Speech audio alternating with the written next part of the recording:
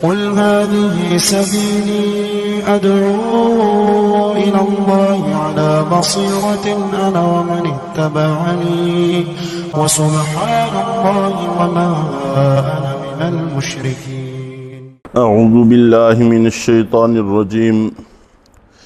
بسم الله الرحمن الرحيم. إن يدعون من دونه إلا إناثا. اللہ کو چھوڑ کر جن سے یہ دعائیں کر رہے ہیں وہ صرف چند زنانیاں ہیں، خواتین ہیں۔ وَإِن يَدْعُونَ إِلَّا شَيْطَانًا مَرِيدًا، اور وہ صرف اور صرف شیطان مردود کو پکار رہے ہیں، لعنہ اللہ، کہ جس پر اللہ کی لعنت ہے۔ وَقَالَ لَأَتَّخِذَنَّ مِنْ عِبَادِكَ نَصِيبًا مَفْرُوضًا، اور اس شیطان نے یہ کہہ رکھا ہے کہ ضرور میں آپ کے بندوں میں سے ایک طے شدہ حصہ وصول کر کے رہوں گا۔ جس وقت انسان اللہ تعالیٰ کی وحدانیت کو چھوڑ کر کفر اور شرک کی طرف جاتا ہے تو سب سے پہلے اس کی عقل کام کرنا چھوڑ دیتی ہے، جس کو عام طور پر ہم اپنے محاوروں میں کہہ دیتے ہیں کہ انسان کی مت ماری گئی، تو ان لوگوں کی مت ماری جاتی ہے، عقل ماری جاتی ہے۔ چنانچہ جب سے شرک شروع ہوا ہے تب سے لے کر اب تک ہر قوم میں، ہر دور میں اللہ کے ساتھ جن کو یہ شریک ٹھہراتے آئے ہیں تقریباً اکثر و بیشتر وہ خواتین ہیں۔ مشرکین مکہ یہ بھی جو بڑے بڑے تین بتوں کو پوجا کرتے تھے، لات، منات، عزا، یہ تین تھے، اور لات الہ کی مؤنث تھی، مادہ تھی، اور منات یہ منان کی مؤنث ہے، اور عزا یہ عزیز کی مؤنث ہے۔ گویا کہ یہ تینوں کے تینوں بھی مؤنثات تھیں، عورتوں کے نام تھے جن کی یہ پوجا کیا کرتے تھے۔ اور ان کے بارے میں عزا کا خاص طور پر تذکرہ آتا ہے کہ یہ مکہ سے کچھ فاصلے پر ایک جننی یا پری تھی جو کبھی نمودار ہوتی تھی اور کبھی چھپ جاتی تھی۔ عین ممکن ہے کہ وہ کوئی انسان ہی ہو جو اس طرح کی حرکتیں کر کے لوگوں کو اپنی طرف متوجہ کرتی ہو۔ جب فتح مکہ ہوا تو حضرت نبی پاک صلی اللہ علیہ وسلم نے حضرت خالد بن ولید رضی اللہ تعالیٰ عنہ کو بھیجا کہ جاؤ جا کر عزا کو قتل کر کے آؤ۔ اور وہاں پر کچھ آبادی بھی بن گئی تھی، درخت بھی تھے، اور کچھ نہ کچھ ایسے لوگ مجاور قسم کے لوگ بھی آباد ہو گئے تھے جو اس کی پوجا کیا کرتے تھے۔ تو حضرت خالد بن ولید رضی اللہ تعالیٰ نے وہاں تشریف لے گئے۔ وہاں ایک مکان سا تھا، اس کو گرا دیا، اور وہاں پر جو مجاور بیٹھے تھے ان کو بھگا دیا، درخت کاٹ دیے، اور اس کے بعد پھر واپس آئے۔ تو اللہ کے نبی صلی اللہ علیہ وسلم نے ارشاد فرمایا کہ تم کچھ بھی نہیں کر کے آئے، جو کچھ کر کے آئے ہو اس مقصد کے لیے نہیں بھیجا تھا، بلکہ عزا کو قتل کرنے کے لیے بھیجا تھا جس کی یہ پوجا کرتے ہیں۔ تو حضرت خالد بن ولید رضی اللہ تعالیٰ نے عرض کیا کہ اللہ کے رسول وہاں پر تو ایسی کوئی چیز موجود نہیں تھی۔ آپ نے فرمایا کہ اب جاؤ اور اس کو جا کر تلاش کرو۔ چنانچہ حضرت خالد رضی اللہ تعالیٰ عنہ دوبارہ تشریف لے گئے تو وہاں پر ایک کمرے میں وہ نظر آ گئی، اور اس نے حضرت خالد بن ولید رضی اللہ تعالیٰ عنہ پر رعب ڈالنے کے لیے آپ پر حملے کی بھی کوشش کی، جیسے اس طرح کے لوگ کیا کرتے ہیں۔ لیکن حضرت خالد بن ولید رضی اللہ تعالیٰ نے اپنی تلوار سے اس کا سر قلم کر دیا، اور آ کر اللہ کے نبی صلی اللہ علیہ وسلم کو بتایا کہ اللہ کے رسول میں نے اس کو قتل کر دیا ہے۔ تو آپ نے فرمایا کہ مجھے اس سے بڑی تکلیف تھی، تو اب یہ بھی دنیا سے مٹ گیا، اور اس کے بعد کبھی بھی عزا کی پوجا نہیں ہوگی، چنانچہ اس کے بعد پھر کبھی بھی عزا کی پوجا نہیں ہوئی۔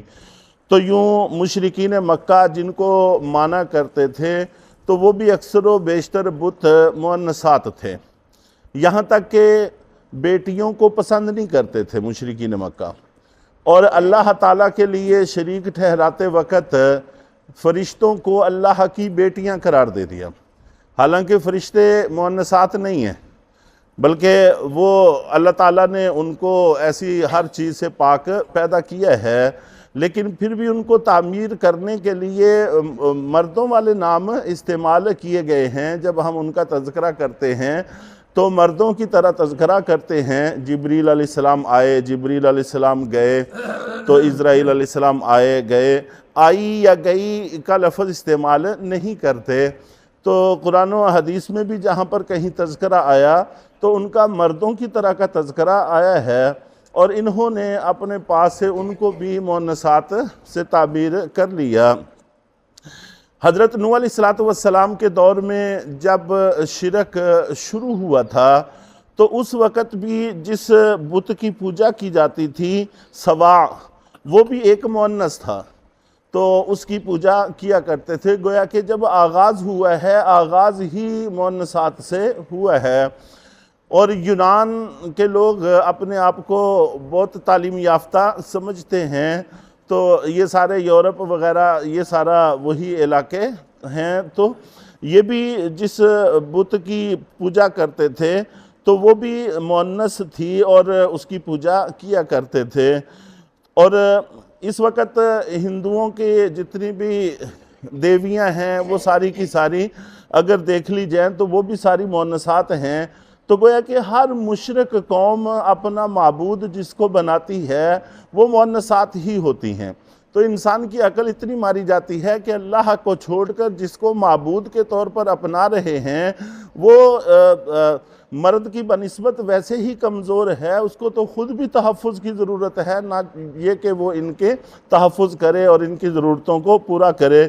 چنانچہ یہ ہندوؤں کے بارے میں آپ جانتے ہیں کہ ایک ان کی دشنو دیوی ہے، اسی طرح درگاہ دیوی ہے، کالی دیوی اور سرسونی دیوی اور لکشمی دیوی، یہ ساری دیویاں ہیں جن کی یہ پوجا کرتے ہیں۔ یہاں تک کہ گائے مؤنث کو گاؤ ماتا کہتے ہیں، اور جو نر ہے گائے اس کو نہیں مانتے، اس کی کوئی پوجا نہیں کرتے۔ تو پوجا کرنے کے لیے جانوروں میں سے بھی اگر کسی کا انتخاب کریں گے تو وہ مؤنث ہی کا انتخاب انہوں نے کیا ہے، اور اس کو بھی ماں مانتے ہیں، اور نر گائے کو اپنا والد ماننے کے لیے تیار نہیں ہیں۔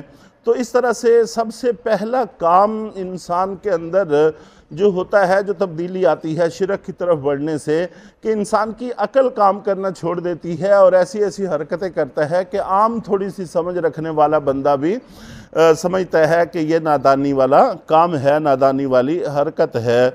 تو بہرحال اسی کا اللہ رب العزت نے یہاں پر تذکرہ فرمایا ہے، اِن يَدْعُونَ مِن دُونِهِ إِلَّا إِنَاثًا، کہ اللہ کو چھوڑ کر جن کو یہ پکار رہے ہیں وہ چند زنانیاں ہیں، چند خواتین ہیں، تو عقل سے کام ان کو لینا چاہیے۔ اور یہ جو خواتین اور زنانیوں کو اپنا معبود بنا رکھا ہے یہ بھی در حقیقت شیطان کا اثر ہے، وَإِن يَدْعُونَ إِلَّا شَيْطَانًا مَرِيدًا، اور یہ بھی جس کو پکار رہے ہیں وہ صرف شیطان ہے، اور صرف شیطان ہی نہیں بلکہ مریدہ کہ مردود ہے، دھتکارا ہوا ہے، راندہ درگاہ ہے، اللہ کی رحمت سے دور کیا ہوا ہے، جس کے پیچھے چل پڑے ہیں۔ لعنہ اللہ، اور اس پر اللہ کی لعنت بھی ہے، راندہ درگاہ بھی ہے اور اس پر اللہ کی لعنت بھی ہے، اور اس نے قسم کھا کر یہ بات کہی ہوئی بھی ہے کہ میں انسانوں میں سے ایک طبقے کو گمراہ کر کے رہوں گا، اپنا حصہ ان میں سے وصول کروں گا۔ تو کئی وجوہ ہیں شیطان سے دور ہونے کی، لیکن ان سب وجوہات کو نظر انداز کر کے اس کے پیچھے چل پڑے ہیں۔ وَقَالَ لَأَتَّخِذَنَّ مِنْ عِبَادِكَ نَصِيبًا مَفْرُوضًا، اور شیطان نے یہ کہہ رکھا ہے کہ میں ضرور بھی ضرور آپ کے بندوں میں سے ایک طے شدہ حصہ وصول کر کے رہوں گا۔ نصیباً حصے کو کہتے ہیں، مفروض طے شدہ۔ ایک طے شدہ حصہ وصول کر کے رہوں گا۔ تو آگے پھر اس کے طریقہ کار منقول ہیں کہ جس طریقے سے وہ طے شدہ حصہ وصول کرے گا، جن جن راستوں سے وہ لوگوں کو گمراہ کرے گا، ان طریقوں کا تذکرہ ہے۔ انشاءاللہ العزیز آئندہ درس میں اس کا ذکر کیا جائے گا۔ اللہ تعالی ہمیں ہمہ طرح کے کفر و شرک سے محفوظ رہنے کی توفیق عطا فرمائے۔